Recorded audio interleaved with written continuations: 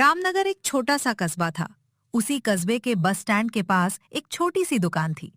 दुकान के ऊपर टीन की छत लगी थी और सामने लकड़ी का एक बोर्ड टंगा हुआ था, रामू के गर्मा गर्म समोसे।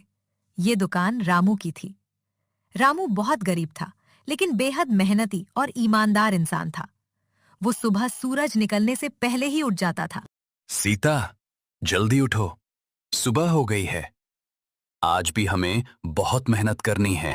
रामू जी, आप रोज इतनी सुबह उठ जाते हैं, थोड़ा आराम भी कर लिया कीजिए। आराम तो हम तब करेंगे सीता, जब हमारे बच्चों की जिंदगी हमसे बेहतर होगी। रामू अपनी पत्नी सीता और अपनी छोटी बेटी गुड़िया के साथ एक छोटी सी झोपड़ी में रहता था। घर में ज्यादा सामान नहीं था। एक पुरानी चारपाई, मिट्टी का चूल्हा और कुछ बर्तन ही उनकी पूरी दुनिया थी। लेकिन रामू के सपने बहुत बड़े थे। वो चाहता था कि उसकी बेटी गुड़िया अच्छे स्कूल में पढ़े और एक दिन बड़ी अफसर बने। पिताजी, क्या मैं भी बड़े शहर के स्कूल में पढ़ सकती हूँ? क्यों नहीं बेटी, तुम जितना पढ़ना चाहोगी, तुम्हारा पिता उतना मेहनत करेगा। लेकिन पिताजी, हमारे पास तो ज्यादा पैसे नहीं हैं। पैसे कम हैं बेटी, लेकिन तुम्हारे पिता की मेहनत कम नहीं है। अपने पापा की बातें सुनकर परी खुश हो गई। कुछ देर बाद रामू ने आटा गूंथा। फिर उसने आलू उबालकर उसमें प्याज, हरी मिर्च, धनिया और खास मसाले मिलाए। रामू के मसालों का स्वाद पूरे कस्बे में मशहूर था। रामू जी, आप आखिर कौन सा मसाला डालते हैं? आपके समोसे का स्वाद सबसे अलग होता है। रामू हंसते हुए बोला, ये तो हमारा गुप्त राज है। अच्छा जी, मुझसे भी छुपाएंगे? तुमसे क्या छुपाना? असली मसाला तो मेहनत और प्यार है। अच्छा, ऐसा है क्या? अब ज्यादा बातें मत कीजिए और जल्दी से समोसे बनाइए। कुछ देर बाद रामू जब दुकान जाने के लिए घर से निकलने ही वाला था, लगता है आज बहुत तेज बारिश होने वाली है। तो आज दुकान बंद कर दीजिए। नहीं सीता, बारिश में गर्मा गर्म समोसे खाने का मजा ही अलग होता है। कुछ ही देर बाद तेज बिजली चमकी और बारिश शुरू हो गई। बारिश इतनी तेज थी कि सड़क पर पानी भरने लगा। रामू की दुकान के आसपास कोई ग्राहक नहीं था। वो चुपचाप कड़ाही में समोसे तल रहा था। तभी एक छोटा लड़का बारिश में भीगता हुआ रामू की दुकान के पास आया। तब रामू ने कहा, अरे बेटा, इतनी तेज बारिश में तुम यहाँ कैसे? भैया, मुझे बहुत भूख लगी है। बेटा अंदर आओ, पहले बारिश से बचो। लड़का दुकान के अंदर आ गया। भैया, एक समोसा कितने का है? 10 रुपए का। लड़के ने अपनी जेब टटोली। उसके पास सिर्फ 10 रुपए थे। भैया, एक समोसा दे दीजिए। रामू ने उसे गर्मा गर्म समोसा दिया। लड़का जल्दी जल्दी समोसा खाने लगा। रामू ध्यान से उसे देख रहा था। बेटा, तुमने सुबह से कुछ खाया है? नहीं भैया। रामू ने तुरंत 2 और समोसे प्लेट में रख दिए। आप मुझे मुफ्त में क्यों खाना खिलाएं भैया? क्योंकि बेटा, भूख से बड़ा कोई दुख नहीं होता। लड़के का नाम सोनू था। वो पास के गांव में अपनी बूढ़ी दादी के साथ रहता था। सोनू रोज छोटे मोटे काम करके अपनी दादी की मदद करता था। उस दिन बारिश के कारण उसे कोई काम नहीं मिला था और वो भूखा था। रामू भैया, मैं आपके पैसे चुका दूंगा। जब तुम्हारे पास पैसे हों, तब किसी और भूखे इंसान को खाना खिला देना। सोनू की आंखें भर आईं। मैं ऐसा ही करूंगा भैया। और हाँ, जब भी भूख लगे, यहाँ आ जाना। सोनू मुस्कुराया और बारिश में अपनी दादी के घर चला गया। रामू को नहीं पता था कि ये छोटा सा लड़का आगे चलकर उसकी जिंदगी में बहुत बड़ा बदलाव लाने वाला है। रामू की दुकान के पास ही मोहनलाल की एक बड़ी दुकान थी।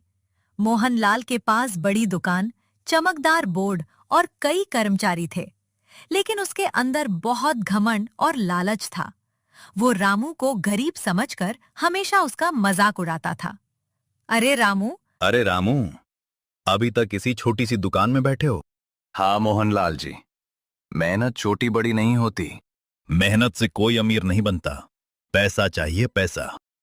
पैसा जरूरी है, लेकिन ईमानदारी उससे भी ज्यादा जरूरी है। मोहनलाल को रामू की बात बिल्कुल पसंद नहीं आई। धीरे धीरे रामू के समोसे की लोकप्रियता बढ़ने लगी। लोग कहते, रामू के समोसे जैसा स्वाद पूरे कस्बे में नहीं है। उसकी चटनी तो कमाल की है। रामू भाई, मुझे 4 समोसे देना। मेरे लिए भी चाय बना देना। रामू मेहनत करता और मुस्कुराते हुए सबको खाना खिलाया। मोहनलाल दूर खड़ा ये सब देखता रहता। एक दिन मोहनलाल ने रामू को अपने पास बुलाया।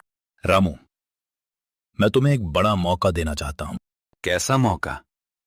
तुम मेरे लिए समोसे बनाओ। मैं तुम्हें हर महीने बहुत पैसे दूंगा। रामू खुश हो गया और बोला, सच में? इससे तो मैं अपनी बेटी की पढ़ाई का खर्च आसानी से उठा पाऊंगा। लेकिन मेरी एक शर्त है। कैसी शर्त? तुम अपनी दुकान बंद कर दोगे। तुम्हारे समोसे मेरे नाम से बिकेंगे। रामू कुछ देर चुप रहा, फिर बोला, लेकिन मेरी दुकान। दुकान बंद कर दो। तुम करीब हो। इतना बड़ा मौका बार बार नहीं मिलेगा। रामू ने गहरी सांस ली।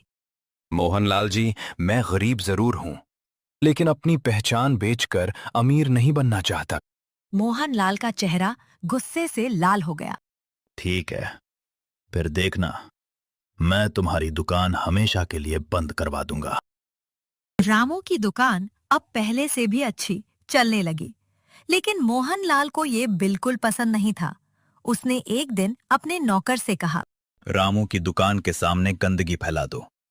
लोग वहां खाना नहीं खाएंगे। नौकर ने ऐसा ही किया, लेकिन सोनू ने ये सब देख लिया। मोहनलाल चाचा, आप ऐसा क्यों कर रहे हैं? मोहनलाल घबरा गया। सोनू ने रामू को पूरी बात बता दी। रामू ने मोहनलाल से झगड़ा नहीं किया। वो सीधे उसके पास गया और बोला, मोहनलाल जी, अगर आपको मुझसे कोई परेशानी है तो सीधे मुझसे बात कीजिए।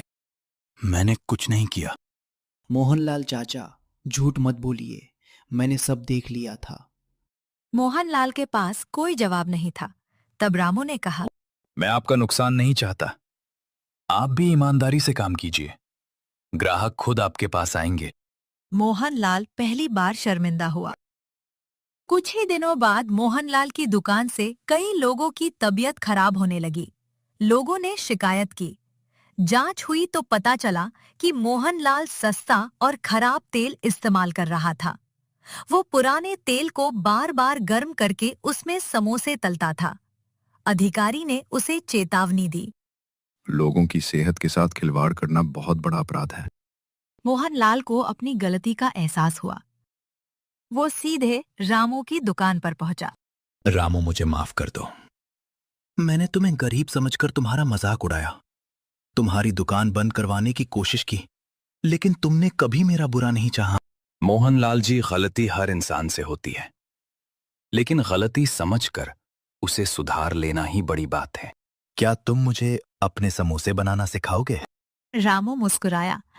क्यों नहीं, लेकिन एक बात हमेशा याद रखना, समोसे में मसाला कम या ज्यादा हो सकता है, लेकिन ईमानदारी कभी कम नहीं होनी चाहिए। मोहनलाल ने सिर झुका दिया।